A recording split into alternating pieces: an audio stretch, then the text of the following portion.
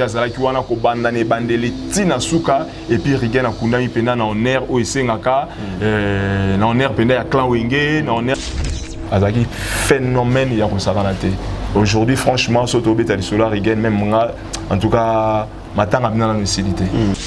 Je m'en viens na bandaka mais tant que pourtant oui même pour na qui peut faciliter pour voyager. Pour na wana makambo vient na yo Rambo au Fiolomide. Oh, tika vient na makambo ma pondération. C'est bon tika vient tu as fait un niveau à sala penda et ça va bien te tu vois on a observé une vérité et ça réalise cité la vérité monsieur rasoi ba bomba ba ka ça na ndengwana si biso toza na pondération 8 wana vient na biso Rambo il était parmi bateau pe baner au soutenir net Blaise na cadre ka ke alocha jeune frère na epoa ke makamuna ye kini moi liboso et tout or vieux étant ceux qui peut stratège, ceux qui peut tomber en marketeur, ceux qui peut envier, tout ce qui commet, je sais pas, nous dans temps on est à Ozoa, nous sommes à la petite na lisu morobo. Alors vieux à bêta oh le lo ba na kin ba bien en ceux qui peut tricage, ceux qui peut virunga, ceux qui nini, netra ba kende chez bango, ba ke kutana ba parents na ye, que non Binoneza, on a besoin de petit, vous montez pas Blaise, moi, Jar, Banini. À proposer à moi à l'époque, si j'ai une bonne mémoire, au thé, à l'accès, on est Mercedes, des Samo, ils ont un parking, on a repéré Sabino, à Zob, on espère ça qu'il y a Foufou, Cartois Thompson, Cartois Soso, et puis, la famille, on a qui n'est par rapport. Bangon, dans Montfleury. Donc, juste à côté. Donc, à combien de moments qu'on n'a pas dans Montfleury? Laisse tomber. Laisse tomber. Donc, Rigen a Zalate, Kende a Petit, il y a un épi déclin à Vinae, à Makamunae. En même temps, tant que Maramou Salamanzoka vient à visa et Rigen à Maramoutou. Na Maboko. Parce que ils ont déjà. Ils ont déjà. Baboula a bien été. Donc, faut tes arrêts Vérambo, faut tes arrêts famille là-bas. Donc, ils ont bien pour potentiel combien de pourcentage bah Kabola bah faut qu'on a sur 50, sur 25, sur vérité dans la lissas. Vérité dans la massas, n'a bien vous comprenez bien. Baloba kama opesho ronde kita rendez-vous na kita tato ya fanie. Allô ngaya wa santé eza misunga Hey, okatelinga lingala pour na santé mwana. Mon fils, pour ma santé misunga okatelinga lingala. Bandeko, misunga ezali kokatela mutulingala te. Ezali mutuelle de santé. Oyo epesameli na batu nyonso.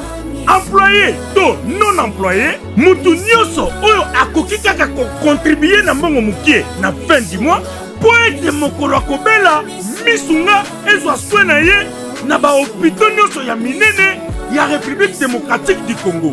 Soki maladi na yo bakoki ko traiter yango awa na Congo te, misunga akozwa charge na yo okende kozwa soin na bamboka lokola Afrique du Sud, Turquie, Suède, Russie, do Inde. Kala mingi te na bamboka misusu. Soki mutu oyo misunga ezwaki charge na ye pona ba soin, Nzambe akamati molimo na ye, misunga akosokipe na mort na corbillard. Ate bandeko bazali libanda bakoki ko adere bandeko na bango awa na Congo po ete bazwa kaswe awa na mbongo bango bazali kofuta. Na misunga ta santé c'est ta vie. Bana King, bana Dar es Salaam, bana Poto, bana Mokili Mobimba, CTF Moko, Afrique Info avec Frank Stemai, Yandankala, Twende.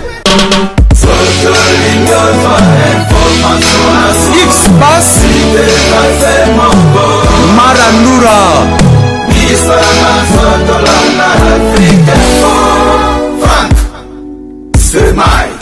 Vous servir, c'est notre devoir. Merci, mesdames et messieurs, de rester fidèles sur le www.africainfo.net. Merci.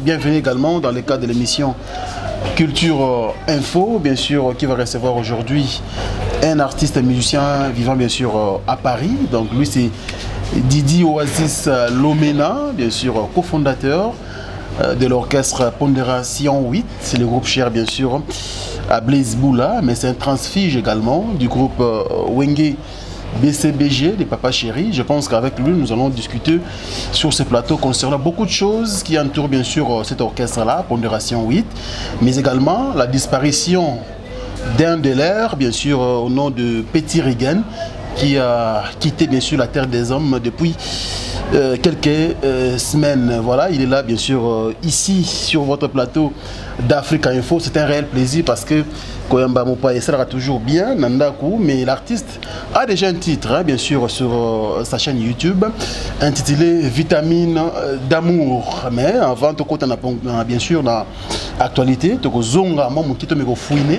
et bien sûr, on a passé artiste, mais également il y a Orchestre Wana, Pondération 8, et aussi sa relation avec Blaise Boula. Voilà, comme il est là avec nous. Didi Oasis Lomena. Bonjour. Ouais, bonjour Franck Stemaille, Africa Info, bonjour tout le monde et tout. Voilà, on est là. Bienvenue. Hein. Merci. C'est un réel plaisir. Je l'ai dit bien sûr à mon annonce que voilà, tu es l'un bien sûr des fondateurs de l'orchestre Pondération 8 et de Blaise Boula. C'est vrai? Ouais, c'est vrai, hein, c'est vrai parce que donc c'est-à-dire que les choses ont passé Moroboye à Makassi, c'est-à-dire CV Pénér à l'Angobien. Les gars Nzamba Salaka, l'orchestre Pondération 8, surtout Bitozong à Sukuna, Nengo Bandinga Wana. Et Zalaka depuis Bamama Wenge, Biso Zara Djanavé, Biso Blaise et tout. Et puis, on a Wenge dans les Panzanité. On a Wenge dans les Panzanité, donc Bazan on a JB en fait. Wenge ensemble on a été. Wenge BCBG, voilà c'est ça exactement. Donc Blaise dans JB et consort. Ndé temps de dislocation ko salama ya yena mutu na yemukulu par rapport biso comme toi là qui mingi na vie na biso ingénieur, on était là, on a essayé de lui fortifier parce que ça n'a pas été facile. Comment on dit, séparation en fait il y aura facilité, donc biso zaki on a pour encourager vie et puis en tant qu'artiste donc to bukana ide to vie aux ana talent maramboza bien ko banga te biso zawana to démarrer. Alors c'était même moi na ki mamamba on a ina na ki ozwa ba guitariste et tout na ki mimbango kotoyo y compris na minanga Ibrahim Sifa à l'époque et tout voilà to ya la mission là ni to démarrer orchestre Pondération 8 et puis to ça l'album Nzamba Sungaki album on est kena kitoko et puis on te salama album Pondération 8 effectivement ouais. Très bien. Alors tant on zoba ke bozala ki na vie na bino depuis yazaki na Wenge BCDG bozaki suna banane pourtant on ba bino do ça dit bozaki moi clic il y a ba jeune ou encore ba petit il y a Blaise Boula. Ouais en fait on a ba biso na faire partie dans préciser mingi par rapport il y a ba auto qui na vie pe na parler quand on va toza on a parlé à part c'était Ibrahim Sifa mais lui c'est pas un artiste musicien il y a juste petit à vie tu vois donc toi biso mbalé voilà auto qui na vie y compris grand frère il y a vie na ni Blaise Boula grand frère na JC Boula. OK voilà donc c'était Blaise Boula à l'époque.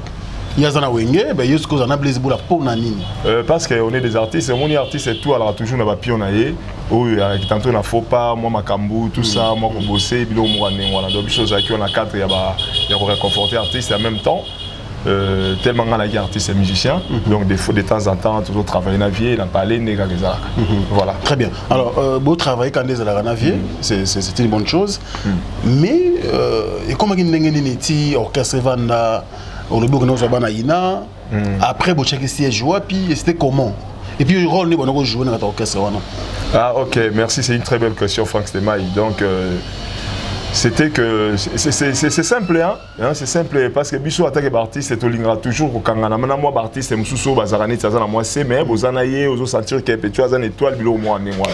Donc moi c'était vraiment le rôle. Toi là il voilà pour nous soutenir vie. Tu vois toi il voilà pour nous soutenir vie et puis y compris nega dans zoloba Ibrahim Sifa y compris grand frère na imo propre JC Boula azaki mena ya azaki moi plus sage quoi il a ma stratégie belé série wana za makambu album Titanic balika la moto ko promouvoir yango ko kota dans toutes les communes à Kin et tout, la Moussama fan club où ils ont la commune, c'était vraiment ça le rôle automatique qu'on jouait.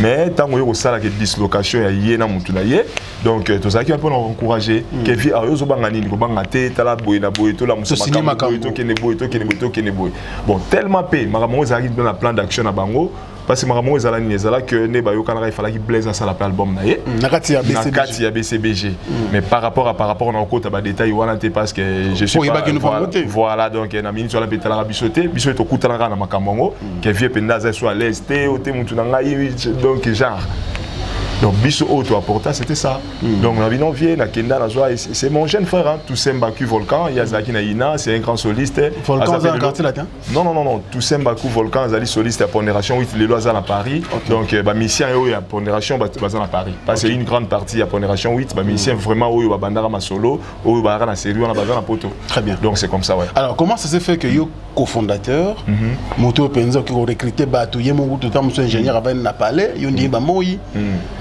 voyager au Tikala. C'était quoi le problème? Franchement, il y a peine à expliquer. On m'a dit même que le Yambaka un jour, mais au tout naïm t'as mis place à expliquer. Tu vois, on a peine à Kamora né au Kamwa. Donc j'étais très abattu. Dans le moment où on a mon kilipé le bas parce que biso zarata on a le bas dans la rapenda actif hein. Biso dans la télé c'était beaucoup plus moi et puis à l'époque il y a Kisunani. Moi mon Willy Star Willy Star on les gagné la oui on les gagné la télé donc tu regardes moi ngai Ibrahim moi n'a pas attaché de presse Willy Star et consort donc tant makambo salamande moi biso tout beto kamwa tout ba kamwa ngape na regeta ka venir ça mandé ni ba réponse ils collègues ceux qui ne pas te font maquiller faut beaucoup de maquiller on préparer pas effectivement tu as na maquiller makambo tout et puis c'est là où ils ara siko bo voyager vol moroté parce que mouvement voyager vol moroté puis à l'époque moi ba facilité ba viser ça là dans orchestre et à tantôt vous attend 33 visas mais bon kabola tantôt 3 groupes 11 pour voyager mardi 11 mardi on a 11 mardi koya de ramener moi là biso tout peut te barra que to kende en fait tu vois ce que je veux dire mais na souka filmer ça là que tout tikala oui bandé ni ko été et puis c'était quand après un voyage ou bien les mêmes jours il y a un peine zalara kaka na ba comportement na ba tant que makambo comment il prêt comportement nan ba comportement ba na le kala kati on a mon étape na loba ngo betsa mo ba kake trop vieux peut to coopérer ne moi bien na makambo matanga rigena akutani sibiso na boya non eza ko finga te mo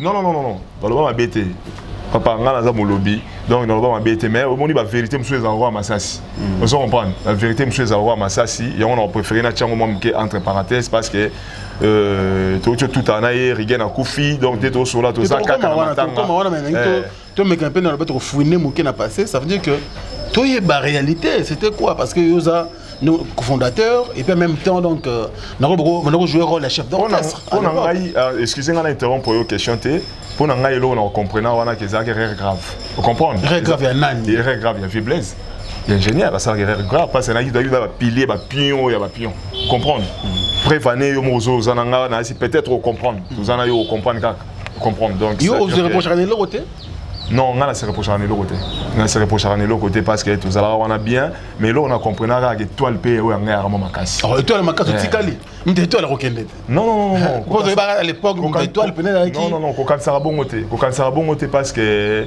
ba innocent ba on la mukapamba c'est-à-dire quoi tant on a le étoile et ara makasi tant on biso na mouvement à un niveau moko tu vois ce que je veux dire tant que chose avec on ça makambo na ba pondération rénia makambo belé rénia makambo to PC sala ou sala tu vois ce que je veux dire il y a un élément mususu moni ko za leader et ça rappelle la réalité dans mon boy oh tantôt ko ça l'appelle rare il y a mauvais choix ko ça appelle bon choix tu vois pour nan ezara mauvais choix oh et les gars na temps wana parce que les lopé viennent sur place avant d'ara à reconnaître quand même que non élément na au soki et ça va monter peut-être toujours parce que nous on était là on a toujours créé des solutions à nos problèmes mais bah diviser pour mieux réunir mutuyaka donc ils ont fait ta vie ingénieur tu dans faute ya bateau ba loba non le loso non oasis ça sali boyer oasis loba qui na coin oasis qui momi na yo mo boyer ça la boyer justement bah là bon hier a trop pour créer un problème là si ko moni tant to komi boyer na si bateau ba otala biso ba mama ele pour nous comprendre sur les fautes nani tu vois ce que je veux dire mais pour nous,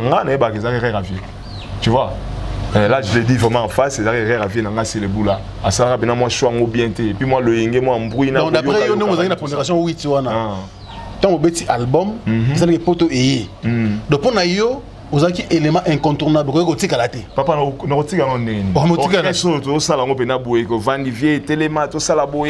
avons tout ça, c'était comme ça. Tu vois ce que je veux dire? C'était comme ça. Bana les verts dans ma campagne. Bayebi, bana kin bayebi, bana bandal bayebi. Donc ça à gauche droite. Tu vois ce que je veux dire? Babiso toi là, même ma confrère nous banati le collé babi histoire. Babiso Zara donc yo mon a blessé peut-être sur mon babiso. Tu vois ce que je veux dire? Donc on jouait vraiment des rôles très très capitaux. Même quand on a essayé le romo petit le nom à 6 places avant de comprendre moi. Oui, c'est ingénieur. Oui, on a essayé faisant du Robert Jadam. Monsieur Gagna qui n'a pas non, voilà, monsieur Salamé Sibaki va poter. Tu gardes Danti et le on est sur Okara. Non, il y a soit un nez, quand on a dit. Non, on explique que pour la moussa, que non, erreur au sol, les années bêta qui dame mais aux bapion, au lobby a gagné dans 100 dames, tellement ça meilleur. Au long de la dame au bois qui n'a eu. Un match est commis difficile, balé au bapion. Tu comprends ce que je veux dire? Prévenez les lots, aux hommes, mais bon, c'est de la musique, hein. On est là, on est là. Et avec ma boîte pour voyager, effectivement, mais bon, moni toko jijango kaka nengwanate parce que tant que yosa leader, il faut l'ingara ou la tactique de jeu. Tu vois ce que je veux dire? Mais moi je serai pas là pour accuser peut-être Banamaï et consort et on a le big erreur ou on a des erreurs et un vieux. Tu comprends? Mais aujourd'hui, je regrette rien. Aujourd'hui, j'ai tout ce qu'il faut.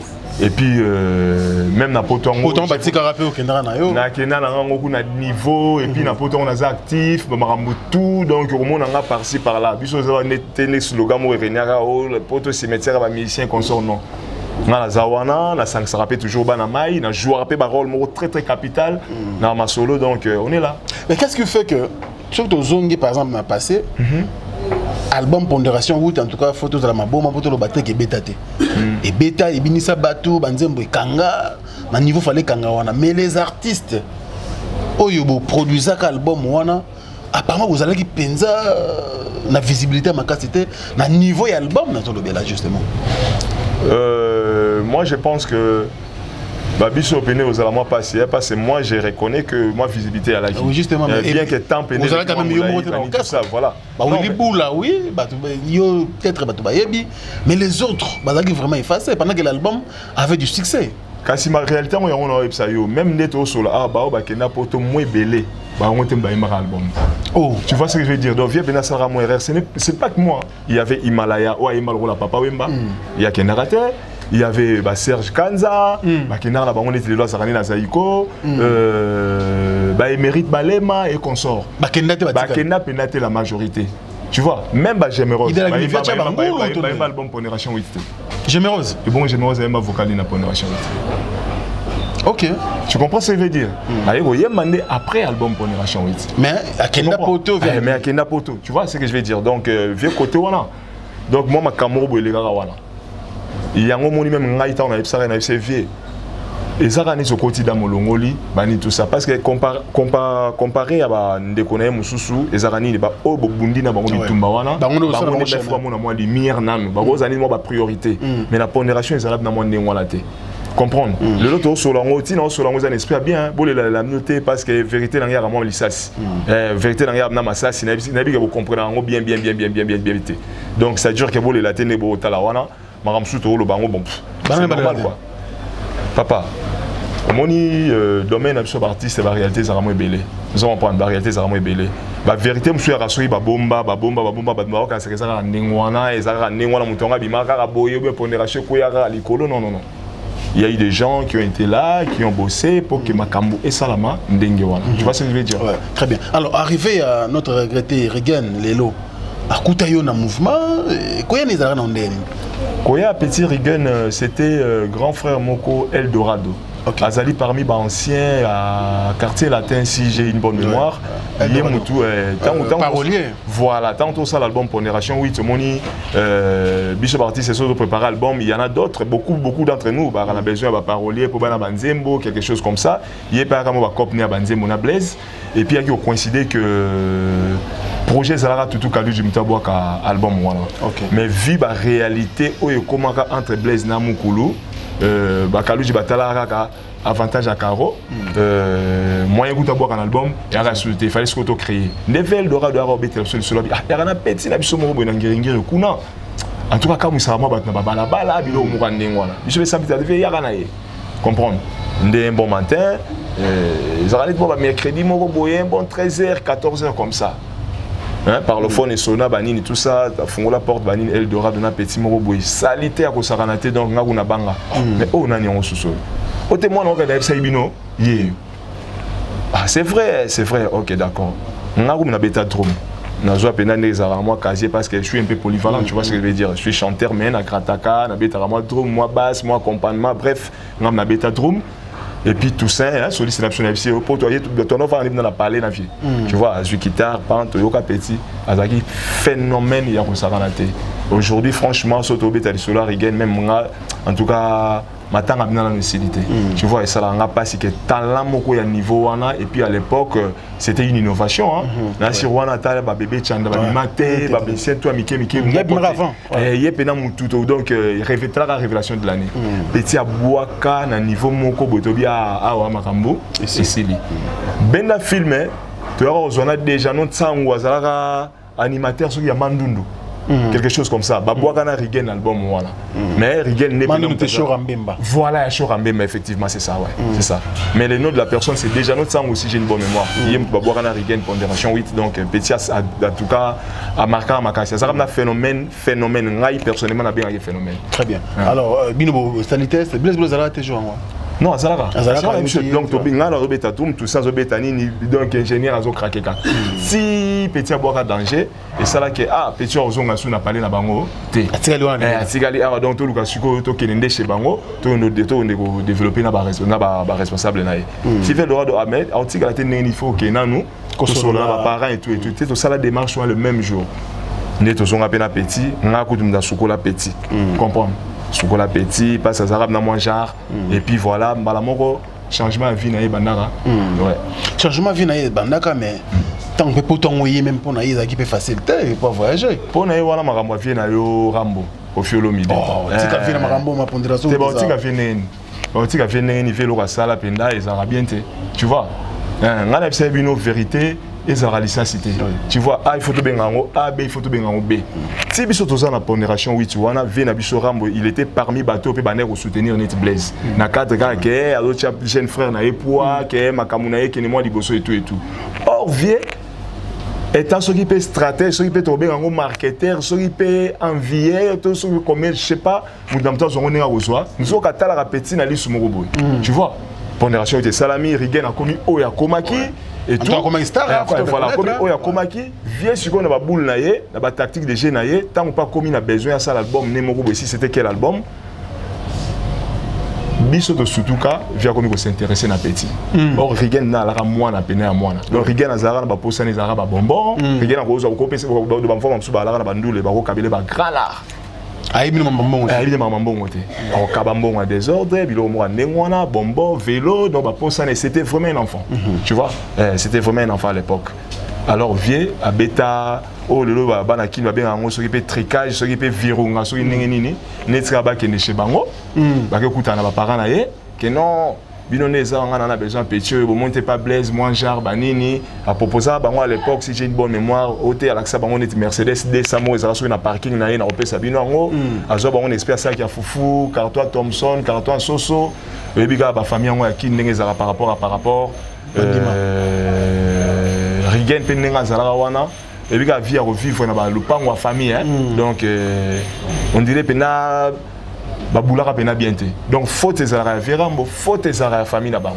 Donc ils pena ba kaba potentiel combien de pourcentage ba kabola ba faute kuna sur 50 50 sur 25 sur 75. On a bino qui dit basiko même après on a parlé ba yana a parlé un bon samedi. Ba parents.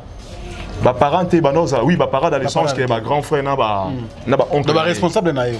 O bander aux amis na petit. Ba yana parlé que non ndenge zawa tata moshimo wa uti soki pe ba Congo, ana besoin mon Rigen bilo mo bon. Tu vois, Ndebaya, moi on boit exacté. Bon bokenaye puis surtout bête à concert lobby dimanche. On a besoin c'est la bisoye là avant parce que concert ça la soir. C'était comme ça. Ba kenda pena petit, puis surtout vani na parler, tu dis que non, bah on c'est na ba 17h pause, c'est vrai toujours bête à chaque dimanche je crois soit na Kitambo na KBK ou bien na ND3 bilo mo nengwana. Bon on c'est parce que toi on a concert à chaque dimanche. Ceux qui peuvent vous aller tenter vous bengi, quand tu t'indiques et vous avez petit et tout ça. Ok d'accord pas de souci. Tout surtout quand à bouer na midi. N'est pas beaucoup jour on a préparé toujours bon ma poto qui ne mission à bichopé à dimanche. Caribou comme Evandara, excusez-moi la temps à terre mais donc voilà c'est pas grave ça voilà ça bino na bino. Caribou comme Evandara midi dimanche et tout voilà. Tout surtout quand pendant que non oh Rigen azawa bilo moi ni avec tata moi sinaye o te biso to ye to monique moi na oyo et pas Blaise sous-souté to sepel na biso qui n'est pas Kofi bilo moi ni moi mais c'est n'importe quoi to vana pena boye vieux jour on le bat trop té total la que non tu comprends pas si ça tout monde sera fâché penda le bat trop té atala bien bon regarde la télévision wana bilambane na palais makamtu na palais biso bi que moi na roya na 17h donc ni deux arabes pena mauvaise nouvelle que vandi pena boye inattendu pour que na regarde nyonso yango wana o te to sepe na biso mwana komane pa Koffi Olomide bona bon oh biso kuna soir quand aussi manzela tiche bango to ma bina regarde na zate ba tu peux ba ki makima la bango biso donc o mona muto malonga botuna azate nzo regarde na zakana e kaka pemene na biso wala biso doza na ma campagne awa c'est wa to longo ya le vert to komi na nguma kota bovik bango na Montfleury. Donc juste à côté. Donc à combien de moments qu'on fait pas Montfleury? Laisse tomber. Donc rien à zalate ko kende ya petit wana yango wana puis déclin ya vie na ya makambu na ye yango wana. Mais des histoires on remonte. Yo quand vite fait voilà les cas. Nzamba monene ndengo yebo et pena na tous éclaircissement dossier yango. Donc nenga kende bon atikala pe soko zonga na binote. Atikala soko zonga te, c'est-à-dire tant salami ndengo wana dimanche wana on a zo beta solo petit azonga souté. Donc il y a les capes dans les moko boye et tout et puis quand tu vas artiste c'est pas polyvalence les capes dans les moko boye qui ni pe ningana qui rien à longue pas blaise si quoi le salara makambo et puis ka banda le puis ka kin série on a pe pondération na makambo nango batali tout le monde va se la rater et puis rare grave vers salara zo ka rigente ya na ozo sous qui John Scott azara animateur ya Empire on a pepe kala Koufi bango ba kenda na ba lofombo et tout voilà vest quoi zo na ba rigene na ba John Scott. On appelle le format la que non, télémis empire. Le pays sous faux que Koffi a bomba penande bateau bazo lukaba téléma. Public béné c'est là en côté. Et puis Azara Nandou les mots si j'ai une bonne mémoire encore, Azara la moto bongisa. Ah na banda. À cause ça liboma Nandou le wana public biga mabele. Ba télémé la Nandou la beta maté. Surtout ni ba fallait à l'époque on dirait ba msoupe ba perda ba par prise ba carbonine. Et il n'a pas pena concert wana beta maté do ba CP la raté que Koffi pena comme ko provoquer ne ba petit. Ba longwe wana ba à l'époque ba brasserie zo beta ba plein air. Week-end prochain parce histoire amna la ralon mo bima la tête. Week-end où landaka, week-end suivant plutôt. Bazara Nandou le mo na Tchango. Et le même de ça même ma public a télé la bani donc vieux sikotan a vandi à talabia na betifo mais ba na conscience na y reprocher carrière et puis la réalité à terrain à talabia na betifo malamo à ça nini à l'achat petit pour rien à ou la bete pas Koffi à tigala pour exploiter voilà sikotan à lâcher petit olé na famille ba comprendre déjà erreur wana ba salaki bazonga rapide pour nous le baquer non tala peut-être va s'excuser ou comment ça allait se passer bango pe ceux qui sonni ceux qui pe nini ba ça la réaction wana te ba garder car ngwana mo ba silence wana suspense wana en même temps tant maramu salama nzoka vient na visa ya rigena maramutu na maboko parce que ils ont déjà parce qu'à l'époque aux ba tozara soza na mwana rocha photo ni na même passeport donc maramu donc vous comprenez si les arani moi ça que passeport individuel avec enfant tout ça or rigena zara na passeport ya ingénieur et c'est un ce que Kenemi qui dit premier tour va préparer terrain après orchestre et c'était comme ça où ils avaient plan d'action à orchestre pondération 8 donc makamwana to ekufa via kenara mikula yemoko ayara payer moko ba bon ça peut makamuna ndenge mouvement et kenara poto wana rigena do tata banana ngiringiri kuna na confiance esimbite après to ka kenara pas bozi na bozi pe moi refukama ti na ndenge to koma o te ba mona ki kuna ba pêcher 100 francs azoye manasa mela ndenge nini yango ba mona ki so pe wapi donc na lelo ndenge to zangi petit vraiment ils ont participé ma voilà quoi avec histoire on peut se battre pas rôle là même ngamo que toucher là franchement effectivement carrière ya artiste bon un jeune à perdre d'abord carrière tu te perdre sous na moto vraiment ça facilité Didi Oasis nanga ko aider biso Regen Lelo, ce qui est vrai, Azasuna Bissoté. Mais c'est Sopani, on ne peut plus rien. Mais est-ce que même Bino Baya na Ibagina Poton, Bozo, Agano Regen, Ah, Wanakin, Maramozo Simbali Souté, on dirait moi, c'est-à-dire, vie continue mon boulot. Est-ce que Bino Bakoulou Bagin na orchestre, on a Mingi, Bozana Poto, Wana. Attendez, Kanissa, qu'on soutenir Yezalakité. Soutenir qui est parce que on a aussi tu mettre solo à l'actant mouvement kendaki biso tigala na kin même ngaku na rekitaka suba mission na kin wana bamasa bakei pour la pondération pour la pondération ina kin to beta pe bandule bana mabele bayebi to beta la bandal to beta la ba yo tikali voilà mouvement kei mais on continue sur aux mouvement parce que na tikala pe ngamote to zara na ba legend nangi c'est un guitariste doyen to zara na Titi Kongolo azaki pe chanteur to na ba danseuse ku tata moko ki na raté donc bango tu ba laka ba Nancy Mouchaka Chou ba Francine Franc Congolais ba Betty donc mon équipe netikala alors to se conscientiser qui to télémato répétaka to bosaka et bana pe au marché bien mais sauf que calendrier on dirait ami kili ba kutana pe na mama kamoku na o sala ke vena ngapi na igo Tanzania sanga yo petit na ngai omoni mubangi soka lembi koni ke baka ko ya ko memango peut-être yo mwana o ma charge wana te ya on atala bi ah eza boy mukolo zo ba boy donc c'est qu'il faut koyebela ndio mwana to meko kita kilo koni wana de façon que tout le candidat BCBG. Donc par rapport à ça, tu vas régler des petits. Donc on attend un biso zong sera mouvement, tu auras toujours un petit. C'est vrai. Un mouvement. Non, ça a peine biso. Non, ça a peine biso ti mais au moni babi les salis aussi est individuel. Tu vois ce que je veux dire? Les salis est individuel et puis peut-être pas coca choc en moté. Pour biso coca na biso ngo que ah bah yo tikali bona boy. Le retourner bouger rapé hein. Ouais, et ça rappelle facilité. Et ça rappelle facilité que mouvement qui yo peno aki actif. Les até kozaki figurant, to zaki mutu mo zaka na sima ya bafle kuna so non. Ozalaka pena wana pena entre le four et le moulin. Donc c'était pas facile bon yé ngala comprenera que non souci et puis souci tant ko mi manakuiti so ki pe nini et puis côté moko boye pe na ndenga spiritualité ba lien pe ba famille mususu ezaka moins genre tu vois ce que je veux dire les appels dans la famille mususu on dirait mutu moko so que toi le comme ça neti régner ba ko yiba ngo les appels dans la famille mususu on dirait mutu ko telema penate que a telemi sa famille je comprends voilà tu regardes même na ba maté ya mususu te ya magi na matanga na wana tu vois que non que ba na ba lien ba famille ba nini tout ça bilo moi bon donc na zanza mété celle DP tout savoir mais oui ça moi banalise yo moi personnellement voilà na comprenant makamodi ya petit wana Rigen donc pour ngai liwa Rigen ezali na parcours moko yo ke moko na moko mda ko esprit eza pena un enseignement là-dessus voilà alors très bien Rigen a tiki biso comme tu es surpris hein tout le monde a moko ingénieur c'est le beau dans qui wana ce qui est vrai d'ailleurs souci à bande rebelle que non en tout cas ba tout ba ko zanga mais sauf Blaise Boula Dieu merci il était là mais yo peut on dirait souci l'attaque va partir Miki Oya au Kunda Rigen. C'est par là qu'on doit comprendre. Donc on irait au garde qui m'a bon souvenir il y a Rigen. En tout cas, dès qu'on a rebêté la binoli solo, pour nanga wana azalaka mwana azalaki leki azalaki penda petio na linga mingi. Tu vois, petio na linga mingi. Et je pense que nazara ngamote. Donc Rigen nazalaki donc to linga qui tu connais ko doko chouchouter ko dorloter donc azalaki na phénomène moi boyaye et ça azalaki te na mouvement wana.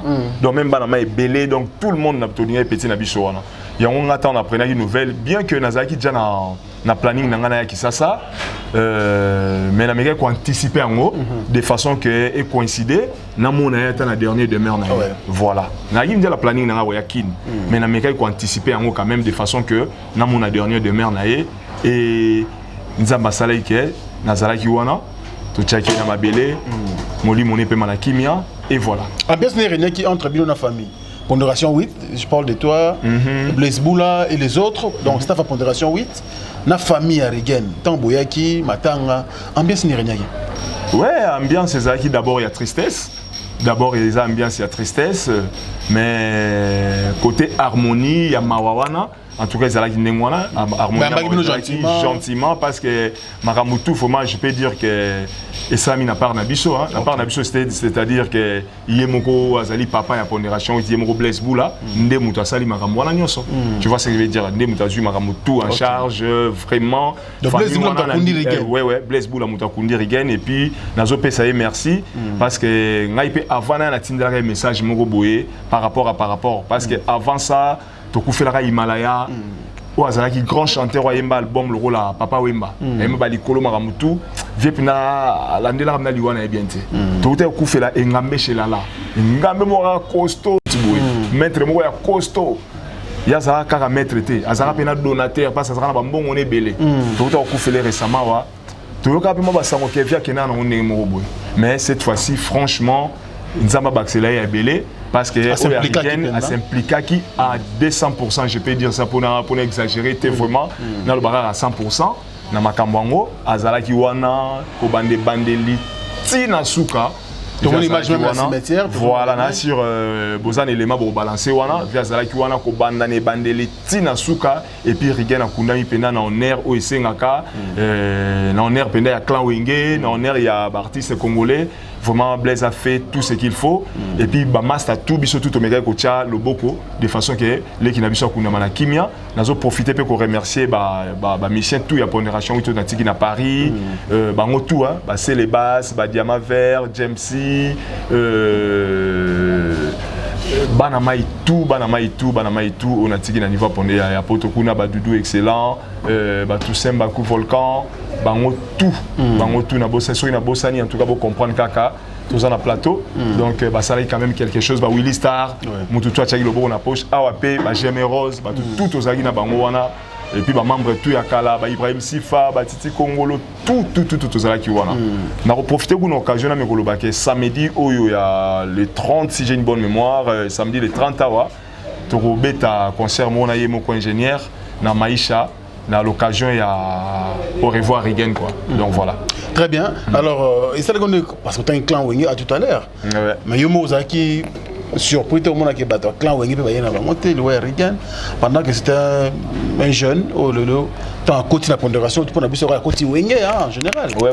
Mais clan Wenge on dirait bah qui pense en fait, ngai pena na roloba teke ba ki pena te parce que déjà la matanga na mona ba mission BCBG ba la ki wana. Vous comprenez? Na mona ki pe ba mission ba orchestre belé ba za la ki wana. Na mona ki ba mission ba za iko na mona mo ba mission wana. Na yebité peut-être so zo luka ba zo ba leader. Voilà ba master ya c'est le voilà so zo ba leader wana na yebité déjà nga na tika papa chéri na Paris. Tu vois, neti ya local s'il faut parler des JB na tika qui na Paris et les autres na yebi ba calendrier na bangote. Mais pour dire que clan Wenge on a lobby que ba mission ba la ki wana. Na mona on est dans aller en clan Wenge parce que nous avons la pondération 8 naza na BCBG. Tu vois ce que je veux dire? Donc to za ki wana to les lile qui na biso l'essentiel a été fait. Ça ne sert à rien à qu'il y ait des détails ou azala qui tasala qui boye pour nanga to kunda Rigen na kimia o yemo ba yebi parce que matanga mutu tous anzela na biso tout o pa ya ki on na boule moko boye yemo ba yeba donc voilà quoi donc akada persoda avida day Didi Oasis alors relation na Blaise Boula et ya ozonga quand. Parce qu'en réalité, dans le pays, son âme Rigen, je pense que boucler si j'ai un petit Rigen, mon épée Manakimia, et bah œuvre na iso continue to yokaye donc Nzambe ayambaye na kimia. Relation ya relation na Blaise Boula kozonga campo, to yebi ndenge fonctionne la musique congolaise. Ce mouvement qui est bon surtout que les canisa ko longo ko ta BCBG. Donc on dirait nos tourner mon Congo de pondération 8 na Blaise Boula ezela nanu na kina papa chéri. Alors, relation, je peux dire, oui, Katanaki pendant le contact BCBG. Il y a des gens qui ont Blaise Boula pour mon commandant, pour mon là. Très bien. Moi, silence, entre Ngana Yemoko, la personne de notre grand frère ingénieur Blaise Boula, silence, moi, Makasi Penezalaki Wana, mais relation comme telle les Aïki Nango, parce que tous la famille. Tant on a savoir qu'il y a une vie Wana pendant des années. Na parlé moko na ma compagne donc ça dure que ba grand frère na yé ba ndeko na yé ba nièce na yé ba neveu na yé donc c'était déjà une grande famille prévané même dans l'album nanga il y a même Willy Boula Yemba tu vois pendant tout ce temps là mais Willy Boula yé dans le studio nanga Yembi Makamutu donc tozali na biso bien mais ils allaient que vieille moko ne mtaye ba ki oni nezali entre ngana yé tu vois mais mon idée que la famille reste la famille Rigen a auto kende et sangisi biso et puis le solo ka sous bien na matanga Rigen effectivement to solo ka bien na matanga Rigen no rappe mutem mabe Oasis nani ngai pour quand kanda makasi mbule bele boy quel kanda Blaise Boula poto bromona na bino boko solo là non poto za makambo bele estemai ngana ozomona nga wana pe na deux pieds moni poto ngo boyamba ba te bele akoyela yo boye ba koyela ba influence ya kudei mais poto kuna biso na biso to yebani et même ata ba leader muso mona na poto kuna to yebani vous comprenez qui n'est pas bana kin ya on est là que Blaise Boula yo en fait na poto si je dis ça c'est-à-dire quoi na poto je suis très occupé tu vois je suis très occupé ba biso to s'intégra to tanga mo banchik quoi apprendre. C'est-à-dire qu'on allait à l'autre comprendre tantôt on a peine à filmer une émission. Donc c'est-à-dire qu'il y a poto, na sala on a pe bakayu nanga. Hein, Bakayu paye à moi bien, tu vois, Bakayu paye à moi bien, donc on travaille, et pas musique, et pas vie de famille, et pas moi business à côté, donc tant on a un dingue à la qui est temps libre, le mois où on passe journée, on va dans quoi moutou, et ça l'a raté. Tu vois ce que je veux dire? Donc dans mon temps on a été on a poto, na qui n'a pas vu na blaise, qui peut tout ça la nine. Je sais pas si tu comprends. Donc tu écoutes dans ma cambo et c'est tu écoutes. Le ça que tout le monde en a pénaté par rapport à ça. Après combien d'années? Je peux dire si tu écoutes dans la bichon, tu vois, et si tu écoutes dans la bichon, mais tu as régulièrement. C'est juste ça. Si tu veux bien comprendre, c'est juste ça. Tu as dans la bichon, mais tu as régulièrement parce que mon namoutoza, na makamunaye, tampenda et jaloux. Très bien. Alors, Didier Oasis, au tiki pondération, oui, tu as côté BCBG, mais BCBG en OP, on dirait. Makamona luka kone pesa ko ngote to solo on dengwana ndenge to yebeli musique ndé kumba maka. Non. Voilà peut-être yo muto lobi ndengwana ndé bokansa musique e kumba maka. Muna mutaye ba ndeni abosa makamna ye. Ngala linga na comprendre domaine na biso artistique monde musical ndé tambolaka. Ngala comprendre ngo bien. La pondération na zoka o na zoka. Na zoka ki yemba ndé betande binande. Na BCBG. Na BCBG. Na ke ozo sous bon chic bon genre et tout na zuli sous machine à musique, tu vois ce que je veux dire? Donc on comprend les que non papa chéri puissance, donc voilà. Oyemba nini na BCBG? Na BCBG ngana longwa ki na BCBG juste dans moment oyo porte na biso te fumwa maki. Tu comprends? Mais ngache comment? Qui na période ba Fuji? Effectivement, do biso to bundi indépendance wana ya kolongola ba kamba ba pipi yo. Donc bino le kaluja ndoko appuyer. Pour toi na BCBG de président na bino ya tout kaluji. Qui mikolo faut pas kende, faut pas gêne, il faut. Non, Makenzi ça la moi. Ya ça la moi ba pinch na mo ba lingo ça nango. Effectivement ça qui peut play à vers biso, ça play mais c'était aussi une grande fois. Pour na fiki na zana concert wana. Ouais, concert. Le meilleur concert du monde, le concert le plus long du monde. On a 2005, vous avez rappelé Frank Stema, il est. Ah papa, quand on a eu solution de Bunda qui est indépendance, tout ça là, on n'a jamais figurant, avantage dans la Yamwana. Oyemba ocha vocal tono ba biloni na BCBG. Na uti ko yebisa yo, ebo ba yemba kanini. Ba mission tout sur côté de BCBG. Obana ko yemba ba nzembo. Interprétation. Oui, interprétation. Et puis c'est tout à fait logique. C'est logique. On est ba mingi bilona nani. C'est logique. Ngai tellement na yemba kanani le rôle ya yemoko ingénieur Blaise Boula, na ba na mingi ko zo ba rôle na ye.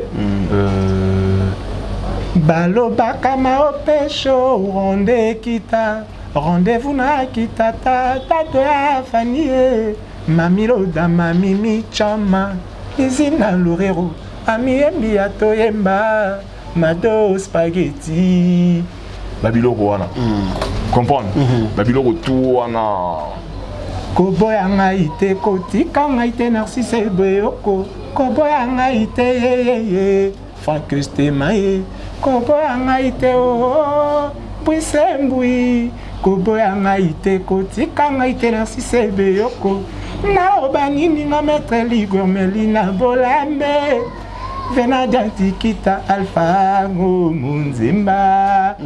Donc voilà, Babilo. Bravo, tout le monde. On est là qu'on va dans la Blaise Boula. Il y a des choses que nous avons des opinions, ils ont forcé. C'est naturel. C'est vraiment naturel. Dans un mois, barol wana. Et puis, Kobo Sanate, il faut que tu rappelles moi qui yo. Donc, tu as rappelé dans mon vocal, dans l'album où il y a Koya, Banzembo Balola, la français solution, Bablo moi néwana. Mais tant qu'on y a ça là que non. Et c'est un tambola. On a peine à un moment les lots qui actualité autour tout à l'heure et un cadeau surprise. Il y a pas de souci. C'est le dernier virage de l'album, pardon de l'émission.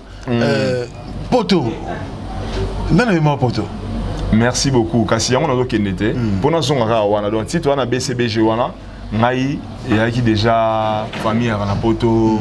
Maman me belé à la poto. Aujourd'hui la banque de musique en ligne ngate. Na role la té. Bon mara bino ngaka poto. Et comme rabongo. Non. Et comme bon pour la batu mususu. Ngaki na role la té, yanga ezaki passage obligé. Tu vois? Yanga yaki na passage obligé et banaka ngo, voilà ezaki pe role la té. Donc si tu as pe wana en fait na ndenge pe na faute histoire nango na robeta bana kin ba yebi ezaki robomba té. Tu vois ki na kin oui. Tous les bana, ceux qui payent à Mobutu, ceux qui payent mais on était dans des familles où quand même besoin de moins de mogoboye malgré au kemba mais besoin qu'il y ait une structure mogoboye. Donc on a ya musique en openda ya quoi on a Thompson té, Nazara pe na moins de mogoboye puis il bana même des toko là dans le quartier. Comprendre toi bani et ça l'endé nous qui on se retrouve na poto. Na oko taper na caractère on a milité ndeka na bicho ezali ba raison familiale. Alors na ya ne aussi prendre vient nanga l'accès va donner nanga tout. Vie Moukulut. On a BCB. Ok. Qui vient ils ont un bon dimanche la ville pega ndule na suka na ka ndenge za moi briefing bo c'est là-bas pesa moi transport sérieux à l'époque maître Baja on doit charger la logistique donc ça dit bon pesa mbongo pour kabola ba musicien transport et tout et personnel vraiment en tout cas Baja qui personnel na PSP madame na mbote place azali na habité na ruluka papi chiba susu ndenge nini na betata tourna mona madame donc bref na benda na pemé na vie pour nga pe kuna na la national ya Kamaroloba na nap na ko kene na lobi nanga na zala ndenge wana habité so ipo ndenge na zala ndenge wana ko ba mona nga mo ndenge mo boye na prochain vie c'est bien que zala pemé ni wana acha moi curiosité ka yo kana lito ibanini amona peko que non vieux tala on a donné yango na oleka na oleka via tala tabo Oasis petit mouvement na bino donc mais bon OK no pe miki des petit bon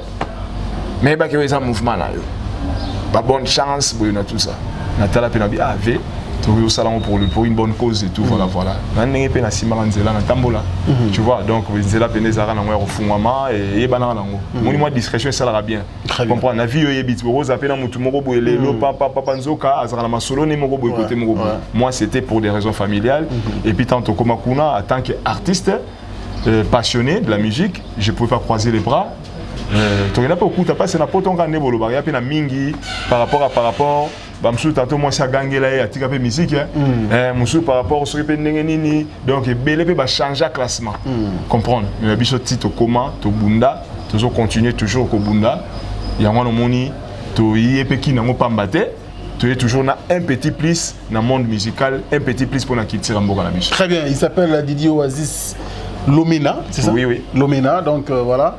C'est un artiste de notre pays. Fils sacré. Hein? Fils sacré, justement. Fils sacré, ça l'air bien. Donc voilà, je pense que nous allons prendre le dernier virage de cette émission avec Didi Oasis Lomena, le fils sacré. Donc voilà, on a dit chose sacrée à côté Nini. Donc on va le savoir tout de suite là. Il est temps pour nous de penser bien sûr à José Moulumba, le plus beau, le plus élégant de la ville de Birmingham. Merci beaucoup, mon thème a béni. Moulumba, Barcelone, grand merci pour tout, Maman Raven. Merci également à Manoussa Kombi, 20 ans de métier. Merci pour tout ce que tu fais pour nous. Et pourquoi pas Henristi Tonzambi, le descendant de Yakole Koule, le fruit de ses entrailles. Bien sûr, Igo Tanzambi, dont Henristi Tanzambi, je pense également à toi. Noolo Kitomista, Uptown, Neva Give Up. Depuis Londres, je pense à toi également. Pourquoi pas Diesola, City London. Merci pour tout. Et puis merci Ko, la première dame de Lausanne. Mon thème a fait Nabisogo Belisha. Ma parent est riche, Andy Loa, ou n'enfant pas comme les autres. Je pense également à Alain Dinamolo, mon surprise agréable, Bogart na poche. Merci à Spero Soleil. Monsieur le Président, merci pour tout. Et pourquoi pas, il y a Roger Kinkani et puis Willy Caps Kinkela. Donc on est toujours ensemble avec beaucoup de plaisir. Je pense aussi à mon vieux Willy Moucheni, le seul et l'unique code mondial de ce pays, bien sûr. Il y a Willy Moucheni, pourquoi pas le boss idéal, Gauthier Mascotte. Merci, on est ensemble. Alors, Didier Oasis, nous on lobby, je vais estirer, et éviter, comme quelque chose. Et je pense que c'est l'album Cadeau surprise. Ah ouais. Au titre déjà tiré qu'on a Kati, Vitamine d'amour. Ouais. Oui, pour la promotion, pour la finaliser on a qui. En tout cas pour moi ma communion c'est-à-dire que l'album n'a pas contenir plus ou moins 7 chansons. 7 chansons, mais ici déjà plus ou moins. C'est-à-dire si on a décidé la ça 7.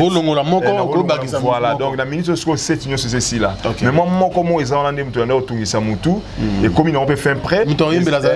Mais ça non, ils ont maman mutu yembela te. Biso za so amisha ya lokoso makasité so ineni non.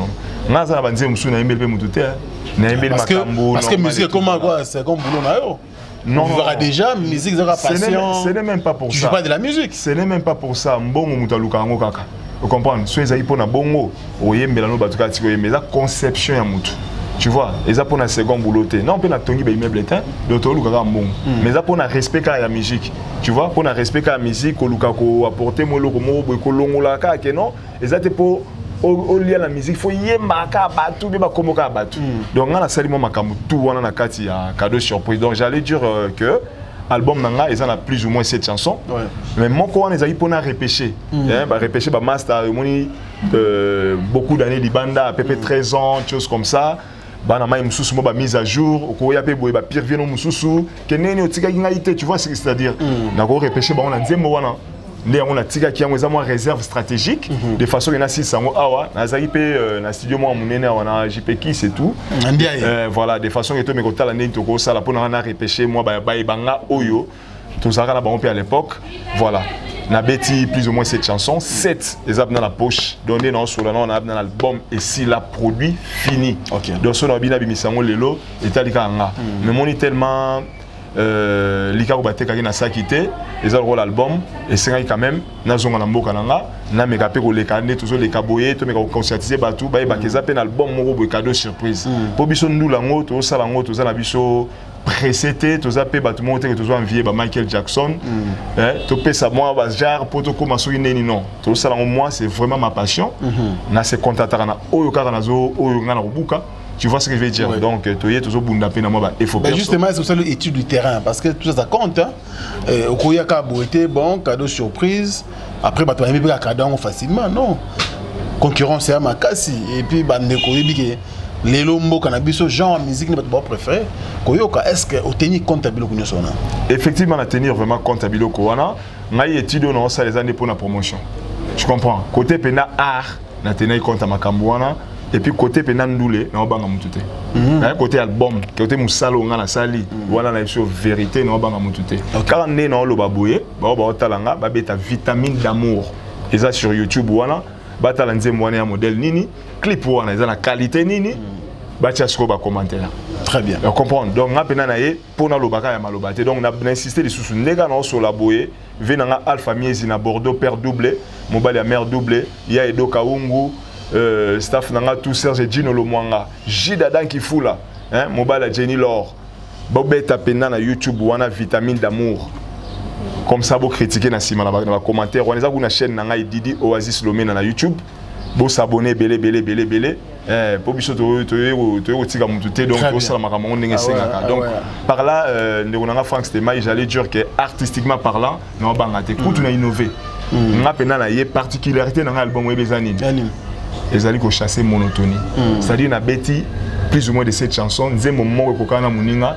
ezalate na beti salsa na beti R&B na beti style na biso pena ando ya wenge ndombolo na beti ba afrobeat genre ba coupé décalé na beti salsa ya solo pena cubano donc na sakani pena ya kosakana te côté wana obanga mutute et puis obika ngana uti mikili donc c'est-à-dire tout bakena aussi sa album na ngokuna donc c'est-à-dire ba vieux Kayen madoka ba beti ba mbetenge ba grand artiste la beti na ba vieux na biso ba Delvis El Sacero donc ba tout semba ku volcan ba Sele Baskilo donc on a travaillé na ba grand artiste ya kosakanate et album déjà na qualité pena ikuba l'album de Kuba na bengo du lourd de chez du lourd c'est du lourd c'est vrai sur une question par rapport parce que papa na mo plaisir pour la boire album wa donc tilelo na habité sur yoso qui on a poto en fait il y a 2-3 mois je pense en fait moni ngapena page wana ya on a entre parenthèses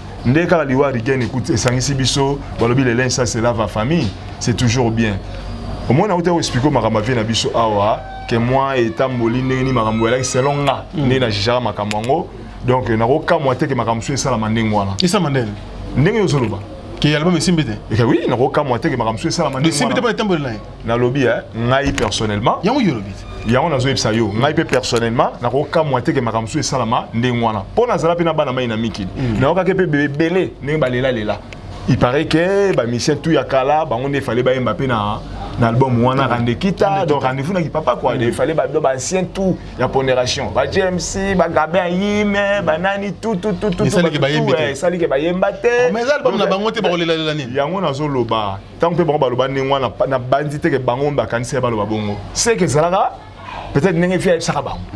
Tu comprends ce que je veux dire? Donc on dirait moi il m'a belé na lobby te que ba local album à vie et puis promotion nango na yo ka rappeler que via zapper la problème sous na producteur na. Tu comprends? Donc on dirait moi ba problème et ça belé mais là on peut nous savoir par rapport à l'album à Bukanate na lo ba promotion album mais roi bilanga café. Donc c'est-à-dire les autres qui rappellent l'album goûte ba thriller ba Michael Jackson ti lelo. Donc c'est-à-dire que promotion ko la musango ne tape tout oyo lingi o la musango.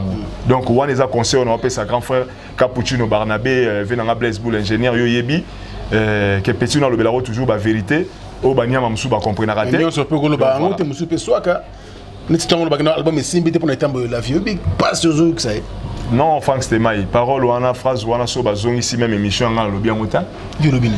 On comprend nga lo. Ozoka motel bo mebetate pour étambol pas vie ça bien ici mon frère Franck Stemai, ba biso otangi mo ba relation internationale. Tomati mo ba inikin. Donc c'est-à-dire moi Kabosh Pendez ali ezala mo niveau esenga. Nga na lobi bongote so bazong ces émission eza peut-être. Te yo lo ba mambo yo lobi ka. Nga na lobi ka ke na oka moité parce que na aucun moitié que et ça la nengo lobi wana c'est-à-dire que moi par rapport makambo belé na soirée puis rien n'est perdu parce que na yo album et ça la qualité bien et ça la banzembo bien l'artiste fait ba yembi na bango kitoko déjà côté et ben donc voilà déjà il y a ça muto YB carré mané betane binande et puis mimi to zonga na cadeau surprise s'il te plaît vous comprendre donc côté wana vie abunda bango ici bazala na bango ingénieur Blaise Boula boti la biso neto bandana nous ko bundana neto mais cadeau surprise justement ils appellent problème il faut rattraper yo c'est-à-dire ça dit que yo peut on binisa boy qu'on s'appelle surprise comme un cadeau surprise appelle surprise tant mususu ba titre sur kangite na mito abatu pour justement ils abilo belezo bima awa ils peut-être plus bon ba petit peu bien ndenge mona yo ba musu ba travailler na poto sika yo vandaka ba misi botam musu kine yo kangote ya on a ba stratégie oyo arrêter côté promotion et puis na pour ekangana mato ya batu album en tout cas ma solo guna sola on avait na Alpha Miezi père double na Bordeaux et puis ndeko na ngai Pims Lomena na Paris wana c'est un grand artiste to mega ko solo makambo ngai na beti album kisi na ngeza kaka boulot vous comprendre ba biso to musique na fantasy te vous comprendre parce que le neto il va ah na web ça yo Franck Stemai so ko lingo tonga ba immeuble ça na facile nga kuna ko l'action nzela au côté na boyelo bi pe tala ça ki amongo tongi ba immeuble comprendre ça dit mutu na mutu o sala o ya lingi asala tu vois donc ngai na obeta ndule na yebi ke album na nga na sali on a ba condition bien na koti ba studio ya minene o ba musicien mususu oyo selon bino ne boko mo tchaba ba niveau ba kotaka de za ba studio simanda ko musique na ba niveau tout ça tchaba ngona te mais bino ba ezebetel na terre to mona ke no o ya zobeta bino ba chroniqueur ne mutu bo sala ka ba analyse bo sala ka ba synthèse ba bilo mo ka nengwa to sala ba analyse ya ba œuvre yango na zoloba so na exemple mo simple je crois au contraire ngate c'est-à-dire quoi exemple mon c'est inosbi yopé ou le batege lelo azobeta te non le bango bongote voilà non le bango ils ont fondé le bango de terrain to le bagay loko moko c'est dit na kotika ba studio ngo oyo bato ba osala biloko ya bien bakotaka na travailler pe na ba artiste oyo basala makambo ya bien basalaka donc na sali ba pe prêter que studio mo poser ya simanda ku ya pirio akitelo na moi $15 OK non j'ai pris tout mon temps il y a ça l'album il y a munene alors on a banga na ngelo ko moko te na bi que musique na nga e côté la nga sauf que c'est pas facile étape promotionnelle il y a un des côtés wana nga pena soki yo soki ndenge nini na regretter danger parce que to sala ndulango to gagner ba concours ba Vodacom te to sala nini boité et ça pena info perso pour kana ko défendre et le moko boy et puis to se transformer na société que non na la ta jeep tu vois ce que je veux dire donc to ça pena naturel tout ça pena naturel o ta jeep sunde ni vraiment mobile mais ba réalité alors ndenge zo mon la pena so pour yo moza je pense au producteur album yo moko bien sûr oui ozo mon écoute maintenant quand pour battre baser là pour battre là ils a beaucoup plus le 1er mars 2020 et si nango mais tellement la zana pressé à Bouzo Baté, naza pour étudier quand on est en état promotionnel, tout ça n'est ni de façon écotoyo, na poto déjà dans la mousse Makambu, et puis qu'on ressemble à dernier moyen pour na routière promotion, de façon que l'album écoute la battu n'a pas parlé, et puis consommateur y a bonne musique, ça toujours satisfait. En même temps, nous avons clippé des chansons awa, donc générique nanga. Tellement c'est une image msusu bajara ba gambela kuna na Paris aux Angoté donc bilo moi né wana na clip en awa et puis na une autre chanson donc on ça la deux clips mo awa et ko bima pe awa fana zonga miki inshallah deuxième maman on ça la lobby zama pe sabsoka bonne santé donc lobby on ça lango et de façon que bima donc générique na clip wana vitamine d'amour o ils a déjà sur YouTube mi balé wana mto bana robunda l'état na zonga miki li bilo ke na usine et puis ba support penda auto commercialisé na mois de mars et bima sur le terrain et puis total o egoya ya on to senga pe aide nabino ba Frank Stemai aide nabino na ba collègue mususu na tanga komote boza quand même ebelé boy ba ke Congo vraiment toza na richesse ya munene. On a tout haut que la musique congolaise, c'est le berceau de la musique africaine. Comprendre. Côté on a même temps on a banalise, on a vu ça sur la passe hier. Autant la blague non. Autant moi ne pas nigérien. Autant ne pas bobo ça que tout bango ba ça là. Tout malato qui te ramène la musique, ça ramène ba puiser kaka la musique na biso. Ça c'est vrai. Na linga ko bolo belango atana toutes les émissions parce que biso on a ba campagne mususu ke mboka loko la Côte d'Ivoire. Ba la musique congolaise bêta. Pendant tant d'années, tout notre objectif nini pour promouvoir musique na bango. Mboka logo la boue, mais awa tellement to quota so complexe ya modèle nini. Au moment na DJ Moro Bemutu ana tika la koyeba été mais ndenga zo beta musique na ye na ebité. Très bien, mais so pesi bango DJ Pablo so pesi musique a kobeta na ye.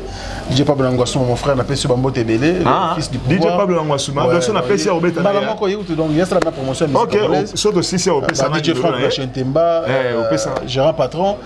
Voilà, bango tout so pesi bango ba kobeta na bango sans problème. Nous sommes à la fin. Didi Oasis Lomena, merci d'être passé. C'est un plaisir. Alors un dernier message pour Nabato Batali Biso, va retenir nene. En tout cas, on a évité pour Nabato Batali Biso, il y a ma casse au bako retenir. Et ça, une patte cassée n'empêche pas les 1000 pattes des marchés. Batomaye les bako bungu la likamboana, c'est-à-dire que bah mais on soutenir Biso Oyo Tozo mais Bunda pour na reporter un petit plus la Biso la musique congolaise. Album cadeau surprise. Dans le cadeau surprise, c'est vraiment une très belle surprise. Ozo imanabi qui moi ba méga ba giga rapasi. Mais pour l'instant, ils allaient commercialiser dans toutes les plateformes et à téléchargement. Banami Kili. Bo s'abonner, bo kenebo mon vitamine d'amour et zawane c'est la bino. Clip pene à Kafu Kafu, nzembo pena et bella pene bella très bien. Et puis album nangé bella. Donc tout ça, on peut négocier dans la chaîne et qu'on sort nini pour entamer des étapes promotionnelles pour la réalité on y a sur le terrain pour qu'il n'y ait pas. Donc bon mais on va retenir que artiste nabino Didi Oasis Lomé na fils sacré ou ya bandaka na pondération 8 et puis il y a les gars qui na BCBG donc azaku na BCBG pour un mouvement na ndaku na ngai ezaka ndaku na ngai ko sekate na so vérité mais c'est bon parler la ngai pena parler la ngai OK muto ko lobe la ngai una azate à Paris moko vela biso papa chéri l'esprit a bien quoi l'esprit a bien so moni déjà dépôt na tike na poto na tike na poto on sala kala mingi te bito tout anaye wana penda leader à Clan Wenge leader à Clan Wenge vient à biso ils ont engagé Salvatore de la Patria. En tout cas, ce que lobby, ils ont engagé dans le président de Klawenge. N'habite on a peu ce qu'on a engagé.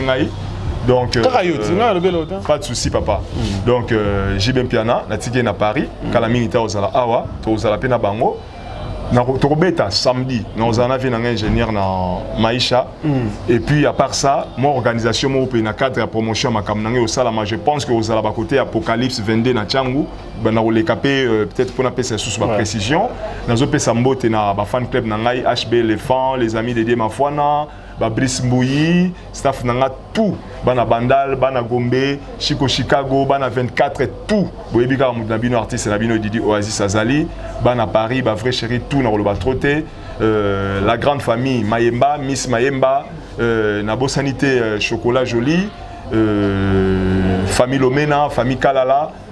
Balifanto nangai nazo embrasser bino partout bozali biso zo bundara na ba force divine to sengi vraiment bo tchabiso poids nazo remercier les sous équipe ya Africa Info mon Kilmobimba na bo sanité Blanchard Kabanga Foule Lukisu Alain Kisora et puis bah partenaire nyonso au ba soutenir Didi Oasis nazo insister vraiment avec force. Il y a Edo Kaungu, Alpha Miezi, père double na Bordeaux. Donc je vous embrasse beaucoup na lingi binotro. Pour soutenir album cadeau surprise. Oh na uti koloba awa.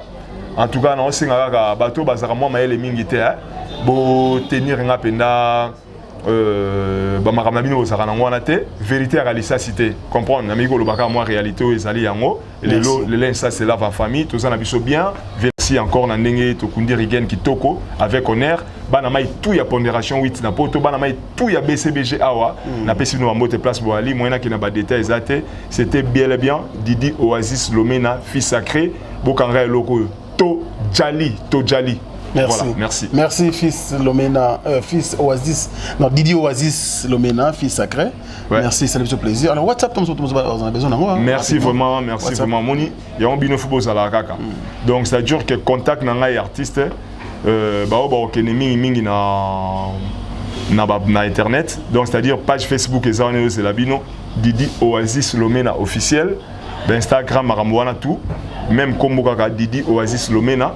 Pour retrouver Maramutu, beaucoup m'appellent inbox pour un numéro nangai. Je pense que les numéro dans celle en Akin, ils allaient 09 76 donc 76 09 76 62 74 81 09 76 62 74 81 bureau nanga Mikili les allaient 06 49 76 04 84.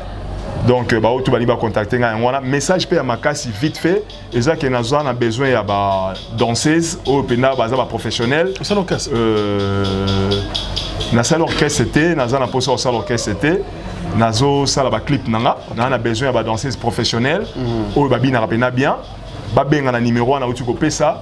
Parce que tu as une semaine pour la banda répétition pour réaliser le clip. Parce que nous avons fait moi la fête nettoyer baso que nous fêter na miki li toto fêter na kin. Merci. Donc pour l'instant on a besoin de danseuse bobu kanate. Bobu na numéro ya 09 76 62 74 81. Soit bokomi na Facebook et puis bo s'abonner pena massivement na chaîne nanga parce que na obimisa album mingi na niveau ya YouTube na chaîne nanga YouTube. Voilà. Merci beaucoup. Merci Didi Oasis d'être venu, c'est un plaisir. Et merci également à toute la grande équipe technique, tous les héros du royaume de la machine. Merci, je pense à Maël et Sadi qui papa Nedi. Merci à Chaton Kolo et pourquoi pas Osé Ngalina. Merci de l'assistance de Gloria Olang qui n'a pas perdu au Congo. Merci à Mir Dankonde. Également mon vieux Willy Caps Kinkela et à Roger Kinkani. Bon retour au pays à mon Kouloutou NL Chulungu et à Murray. Donc on est toujours ensemble et merci également ici à la motivation. Mais Franck Stemay, attends-moi qu'appelle au clôturer l'émission à Capella. Et c'est la mission de l'État pour moi de les annoncer. Merci de nous suivre avec beaucoup de plaisir. C'était donc votre émission Culture Info qui a réussi pour vous. Didi Oasis Lomena, fils sacré. Merci à vous et à très bientôt. Ngai namonaki nde liboso nzela olingaki yokenda pasajango yokomisanga yuma olokola mwakasa ekauka na nzete Claudia chakra ya bolingo atasi ya mbelia Nzambe asalaki bolingo na egalite yeyeye tokomisango choix multiple. Addition des bonheurs, soustraction des malheurs, multiplication des problèmes, division des souffrances. Voilà quoi, Tassi Lucien Ambelia, big dédicace à toi, Alpha Chaco, Papi Chaco Cashmani, To Jali, merci.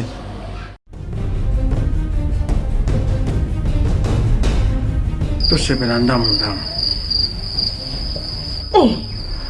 On a déjà vu la masse de 6. Ah, il y a aussi un peu de manga. Le gouvernement est en mitata yomo. Tu as vu qu'il pas pistolet? Le gouvernement est en notice. Par contre, l'indication est atteinte. Oh, ce que je me rappelle comme abbé. Yalowi. Nazo selon la carte landangai. Olukaki yango. Au 600. Tu vas ta posologie. Tu vois ya podium.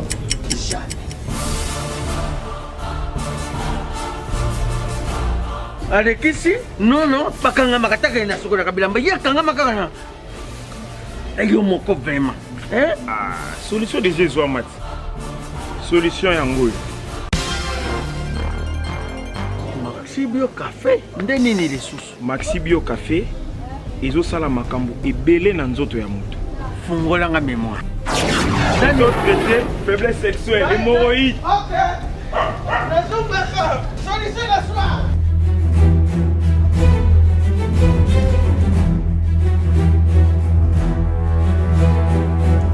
Tomate Napoléon.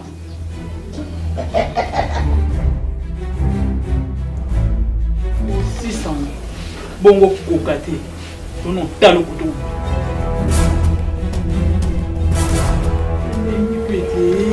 Maxi Bio Café. Nasonga kamwana. Maxi Bio Café. Ebongisi libala nanga. Rien à dire. Podium Napoléon. Pakaluya zo mwana. Tomela ka na bino yango. Force Mbetu.